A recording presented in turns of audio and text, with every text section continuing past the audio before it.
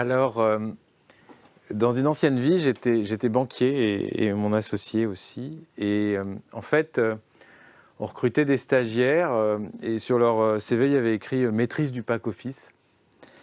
Puis voilà, ils arrivaient et puis on les mettait devant Excel et là, on s'apercevait qu'on n'avait pas nécessairement la même vision de ce que c'était que la maîtrise du pack office. Et donc, on s'est dit qu'il y avait un besoin peut-être d'objectiver tout ça et qu'au lieu d'écrire maîtrise du pack office, il pourrait peut-être écrire un score ou quelque chose qui allait permettre de voir s'il maîtrisait vraiment. Alors, c'est pour ça qu'on a créé Isograd. Notre vision, c'est de se dire les actifs aujourd'hui vont exercer plusieurs métiers dans leur vie. Le premier métier, en général, on l'obtient sur la base de son diplôme. Et puis ensuite, les métiers qu'on va avoir, on va les obtenir sur la base des compétences. Alors ces compétences, elles peuvent être acquises par l'expérience professionnelle, par des formations qu'on a suivies. Et donc dans ce cadre, la mission d'Isograd, c'est d'établir un standard qui va permettre de valoriser et de mesurer de façon objective les compétences de chacun. Parce que si on a des standards de certification pour prouver qu'on a appris un certain nombre de choses dans sa carrière, on va pouvoir être maintenu dans l'employabilité et trouver ses boulots suivants. Alors, comme on ne peut pas être spécialiste de tout, nous, on s'est concentré sur ce qui nous posait problème, c'est-à-dire les compétences bureautiques et digitales. Alors, qu'est-ce que ça donne aujourd'hui ? Alors, on va regarder déjà, alors je pense que ce slide est assez difficile à lire pour vous, c'est l'historique de la société. Donc, on a été fondé en 2010, il y a plein de dates qui sont écrites. Les dates importantes de la société, historiquement, on a passé notre temps à augmenter notre catalogue. Au début, on faisait juste des tests sur Excel. Ensuite, on a rajouté PowerPoint. Ensuite, on a rajouté des langages de programmation. Il y a une première date importante, c'est le moment où on a été reconnu par l'État. Parce que quand vous faites des certifications, c'est un business de reconnaissance. Quand vous allez voir un client, la première question qu'il vous pose, c'est qui vous reconnaît. Et donc, en 2014, on est rentré sur ce qui s'appelait à l'époque l'inventaire de la Commission nationale de certification professionnelle. Voilà. Donc ça, c'était fait. Et quand on disait qui vous reconnaît, on disait voilà, il y a une commission, elle reconnaît les certifs et on est reconnu. Alors après, en 2019, on a fait la même chose aux États-Unis. On est reconnu dans 5 États américains et puis on est reconnu aux Pays-Bas, on est reconnu au Royaume-Uni. Donc il y a comme ça des dates clés de reconnaissance. Les autres dates qu'on voit sur ce graphe, c'est les traductions. Parce que si vous voulez établir un standard, c'est important qu'il soit international. Donc il y a un vrai besoin de se développer à l'international. Donc nos certifications, elles existent aujourd'hui en français, en anglais, en espagnol, en néerlandais et en italien. Donc il y a des traductions de tests qui apparaissent un peu partout. Et puis si on veut se développer à l'international, il faut y être. Donc historiquement, on a créé 2 filiales, une au Canada, à Toronto, il y a maintenant 3 ans, et une aux États-Unis, à Portland, il y a maintenant 4 ans. Donc c'est ça que vous verriez sur ce slide s'il était lisible. Donc aujourd'hui, on est une équipe de 28 personnes réparties sur 3 bureaux. On a à peu près 7000 clients, c'est-à-dire ce qu'on considère comme client, c'est quelqu'un qui a ouvert un compte chez nous, qui est éventuellement un compte gratuit. Mais c'est une entreprise, donc on a à peu près 3000 à 3500 clients payants. Alors, pour ce qui est de l'activité de certification, une certification, pour qu'elle ait une valeur, il faut qu'elle se passe avec un certain protocole de passage. Si vous voulez la passer chez vous, sans qu'on vous surveille, on ne sait pas si c'est votre cousin, si vous avez triché pendant la certification. Donc, en Europe, nos certifications, elles se passent essentiellement dans des centres de passage qu'on agrée. Donc, on a 1700 centres agréés TOSA dans lesquels vous pouvez passer le TOSA. Donc, ces centres de passage, ça va être soit des organismes de formation, soit des universités. On verra un peu plus tard qu'aujourd'hui, il y a des processus de surveillance en ligne qui se sont développés, qui permettent de... Je vous en prie. Qui permettent de passer les examens chez soi, tout en ayant son écran enregistré, sa webcam qui vous regarde, même un téléphone sur le côté qui vous regarde aussi, et qui permet d'assurer un bon niveau de sécurité sur l'examen. Et donc, on a des clients dans 58 pays. Alors après, on a une plateforme qui permet de faire passer ces tests.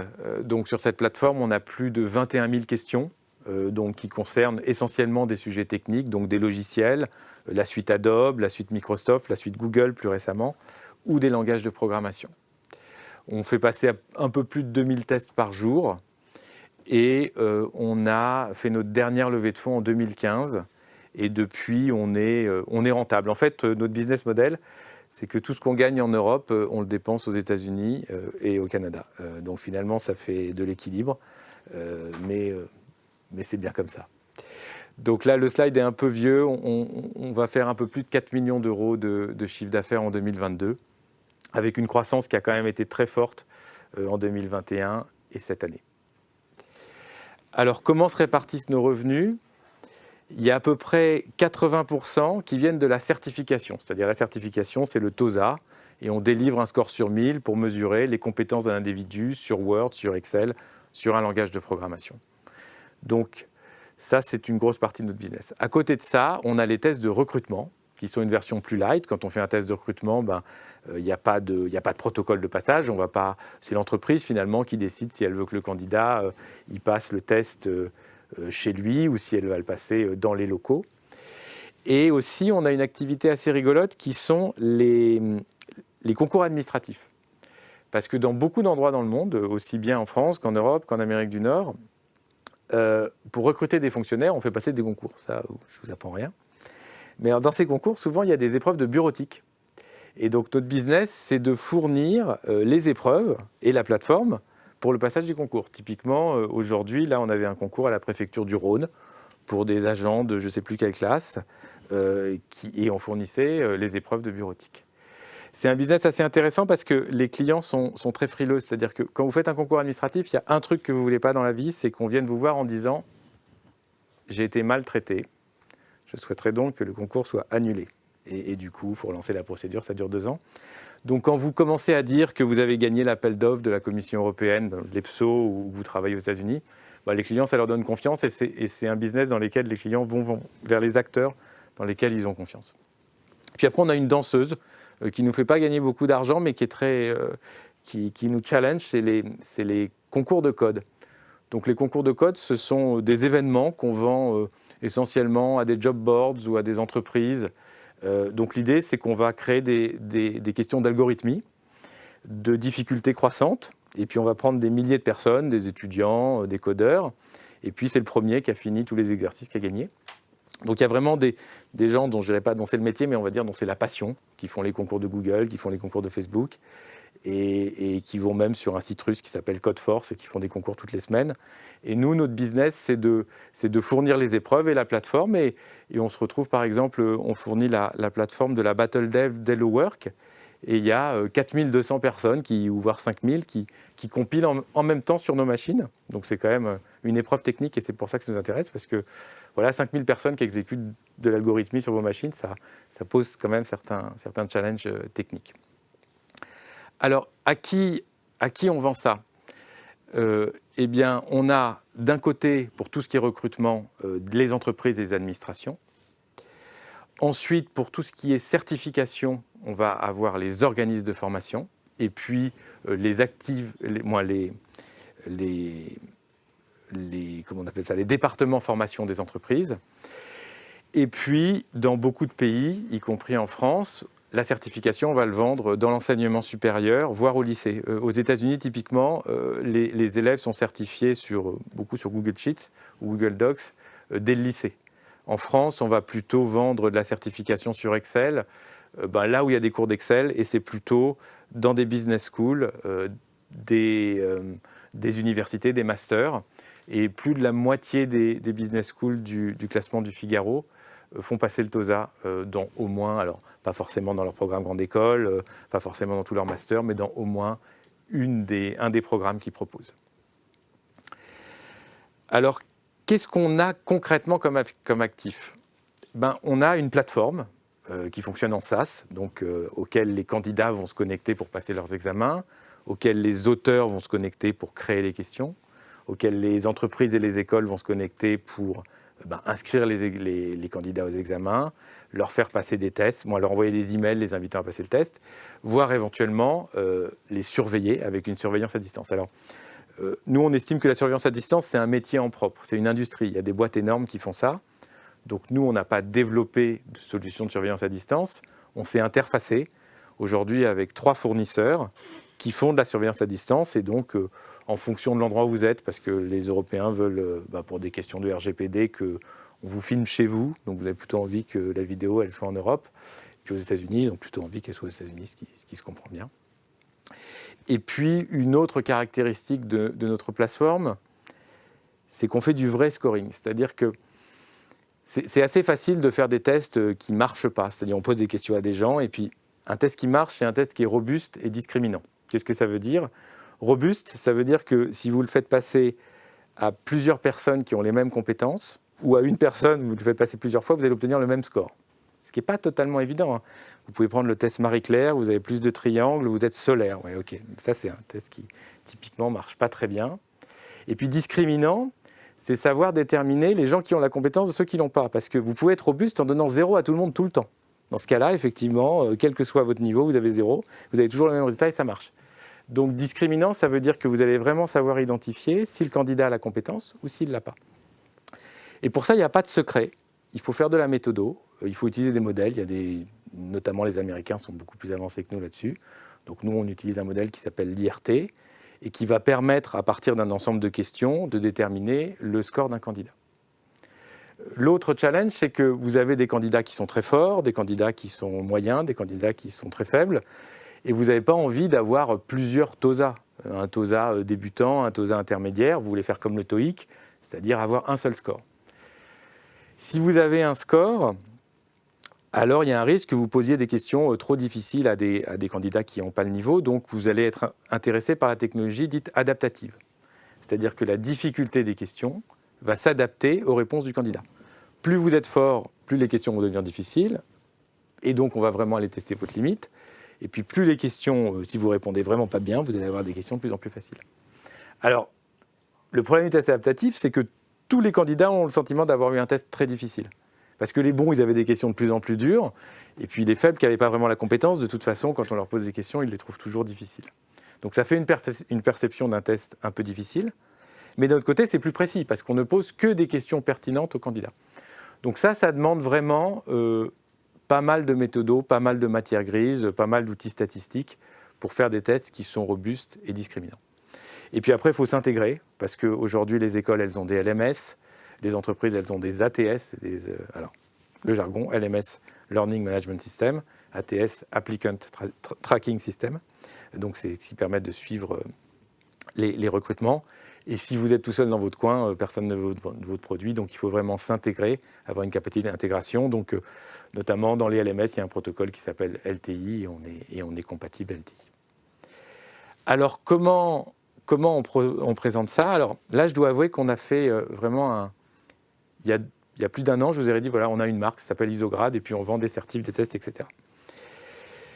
Et puis il y a 1 an et demi, on a décidé avec Epoca, justement, de couper notre offre en 2 marques, 2 sites internet, peut-être un jour 2 sociétés, sauf qu'elles ont une plateforme, donc ce serait un peu compliqué. Donc d'un côté, on a TOSA. TOSA, ce sont des certifications à destination des étudiants et des organismes de formation. Alors ensuite, on les a sur différents domaines, desktop, donc ça va être la bureautique, sur Excel, sur OpenOffice, sur Google.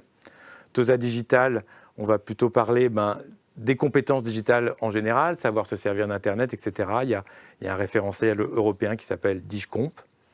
TOSA Graphics, on va retrouver les certifications sur la suite Adobe, Photoshop, InDesign, Illustrator, et puis aussi sur AutoCAD. Et puis TOSA Code, on va trouver le langage de certification.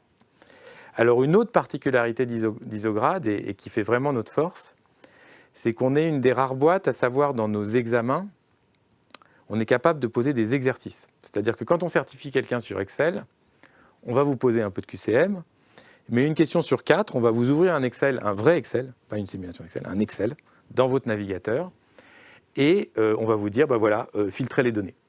Et puis vous allez essayer de filtrer les données, vous allez appuyer sur un bouton, on va vous dire, vous l'avez bien fait, vous ne l'avez pas bien fait. Donc on a cette capacité à poser ce qu'on appelle des exercices de manipulation, et ça c'est assez unique. Il n'y a pas beaucoup d'autres boîtes qui ont réussi à répliquer cette technologie, et ça fait qu'on a quand même un certain avantage concurrentiel là-dessus. Et puis la deuxième marque, c'est Isograd Testing Services, et là on va retrouver nos tests de recrutement, les tests sur mesure, c'est-à-dire notre capacité à fournir notre plateforme à des gens qui ont envie de fabriquer des certifications. Typiquement, aujourd'hui, on héberge une certification de la PAF pour être DPO. Donc la CNIL a agréé un certain nombre d'organismes pour certifier DPO, et la PAF fait partie de ces organismes et elle a mis la certif chez nous. On a une laiterie canadienne, voilà, qui a mis une certif de process de travail dans une laiterie canadienne. On a l'IFIS qui a mis une certif souvent réglementaire pour les personnes qui travaillent dans des usines de production pharmaceutique, sur leur connaissance des réglementations. Donc ça, c'est ce qu'on appelle l'assessment services, c'est-à-dire la fourniture de la plateforme pour d'autres gens. Après, on fait ce qu'on appelle des passeports digitaux. Donc là, c'est quand une grande entreprise a envie de vérifier ou de faire monter en compétence ses collaborateurs sur les compétences digitales. Donc elle fabrique un passeport qui est associé à un programme de formation. Vraiment, notre flagship, c'est le Crédit Mutuel, où on a fait ce qu'on appelle le passeport digital. Et aujourd'hui, il y a plus de 51 000 collaborateurs du Crédit Mutuel qui ont passé ce passeport. Donc c'est quelque chose qui marche assez bien. Et là, on est en phase pilote avec la Croix-Rouge. Donc on est assez optimiste sur ce segment. Et puis, il y a les concours de code dont je vous ai parlé, qui sont plus pour l'image, pour les équipes aussi. C'est des grands moments de stress, mais c'est intéressant. Et puis, une fois que c'est fini, on est content. Et c'est vrai que ce découpage d'une marque Isograd en deux marques, TOSA, même si on est une petite société, en TOSA Isograd Testing Services, c'est un gros boulot. Ça impacte tout. Ça impacte votre com, votre site web, votre plateforme, votre discours. Et c'est vrai qu'avec Epoca, l'an dernier, on l'a mis en place en juin, ça fait exactement 1 an, et on en est très très content. L'autre chose qu'on fait avec Epoca, c'est que, en tout cas en France, quand vous travaillez dans la formation professionnelle et dans l'éducation, vous êtes beaucoup en contact avec l'État. Parce que c'est deux marchés qui ne sont pas tout à fait de l'économie de marché. C'est plutôt de l'économie mixte ou dirigée, je ne sais pas. Donc il y a quand même un vrai travail d'influence qu'on est amené à mener à chaque nouvelle loi sur la formation professionnelle, à chaque nouvelle entité qui prend des décisions dans le domaine de l'éducation et de la formation pro. Donc on a besoin vraiment de faire entendre ce qu'on a à dire sur le sujet, et Epoca nous accompagne vraiment très bien là-dessus. Alors, c'est quoi notre actualité ? Voilà, c'est sympa de dépenser en Amérique du Nord tout ce qu'on gagne en Europe. Ça permet de vivre, ça permet de croître, mais ça permet de croître doucement. Donc, ce qu'on cherche, ce n'est pas vraiment de l'argent, parce que l'argent, on pourrait en trouver auprès de nos actionnaires, c'est plus des partenaires industriels qui pourraient nous aider à accélérer notre développement en Amérique du Nord, c'est-à-dire des gens qui auraient des forces de vente, une expérience de vente, parce que nous, voilà, on a 5 personnes aux États-Unis, 4 à Toronto, donc c'est pas énorme. Donc voilà, nous notre objectif, c'est de faire croître l'activité en Amérique du Nord, parce que c'est là qu'il y a un business de certification, c'est là qu'il y a un énorme business sur les tests de recrutement, et qu'aujourd'hui ça va, mais on y va doucement, et on irait beaucoup plus vite si on avait quelqu'un pour nous aider. Merci de votre attention.